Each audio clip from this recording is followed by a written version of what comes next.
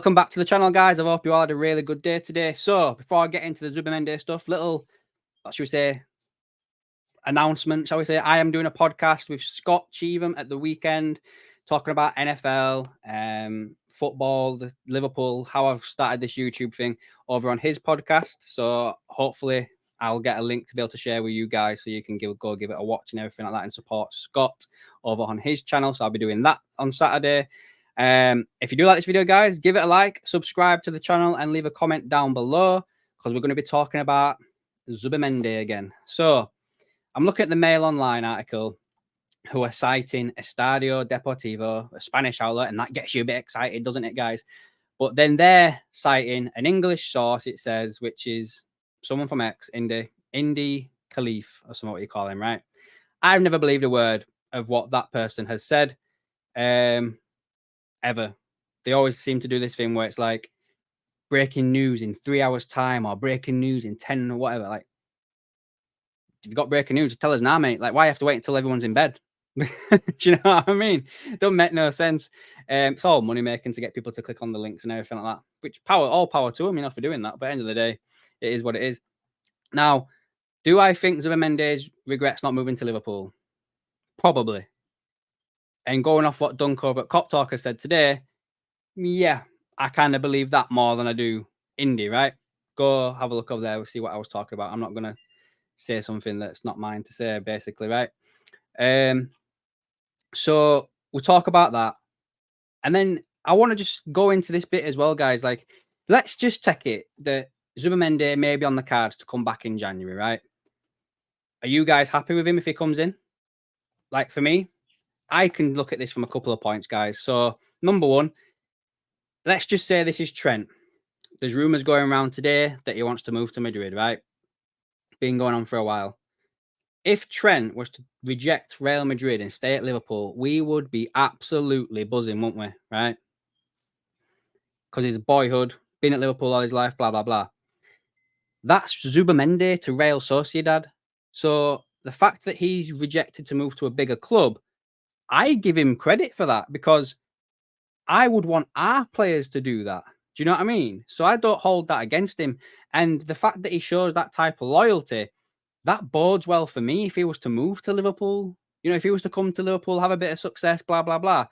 You know, I'd be like, he ain't going to try and move anywhere because he's got a record of being loyal to wherever he is as long as he says happy. Do you know what I mean? I think he'll probably regret not moving in the summer early as well because his number 14 that Alonso wears is gone now. So I'll probably end up taking the number 6 if it was him. And number 2 as well, I don't think he automatically gets in the side either. And maybe he doesn't fit where we're thinking right now. Ryan Gravenberch has been exceptional this season. Exceptional. Man of the match for most of the games this year, right? He's up there with Diaz, Salah, you know, this year.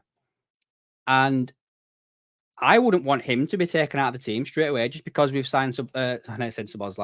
Zubimendi'd have to prove to me that he needs to get into that team. But does he necessarily have to play there? I think that maybe Zubimendi could come in and challenge McAllister's position. He could, you know, in that double pivot. McAllister's not really lit the world on fire this season. You know, does Zubimendi come in there and play alongside Gravenberch? I don't think he moves further up and takes Szoboszlai's spot. But he could take either one of those positions, guys, in my opinion. Could Zubimendi, right? And then there's this rumors going around, you know, that apparently he wanted to stay at Sociedad and they were going to give him a new contract. And there's these quotes here from the president of Real Sociedad where he says that there's been no conversations with Zubimendi to renew the contract. There has not been now and there has not been before. He did not put any conditions on us, as in to stay at Sociedad. He understood the moment and knew that it was a market in which some players were already going to leave, and he understood it was time to stay at Sociedad. He has not put a renewal as a condition, nor have we talked about it. The conversations with Martin were short and quick. And, you know, it's supposedly one of those things where it's a boyhood club. Like, let's, again, in our situation, guys, we're playing for Liverpool. We've been there since the beginning. You know, Liverpool going through a phase where they've just sold one of the midfielders to Arsenal, like Real Sociedad did. You are one of the best players at the club. You've been asked by the club that you love, that you support, that you've been to there all your life, they've given this opportunity to play football. Can you just stay with us? You know, we're losing another lad. You know, we've lost some other ones as well in defence. We can't lose you as well. We need you. We need your help this year. Would you stay? Knowing how you feel towards that, I fucking would. I know you would as well. There's not one of you out there that I personally think, if you are a supporter of Liverpool Football Club, you have grown up, you've been at that club since you was X years of age, back when you was a kid, right? You had the opportunity to go and move to a bigger club, but then the club comes to you and says, don't go. We've already lost these other ones here. We can't do anything to stop you because they're going to pay the release clause. But you can turn it down.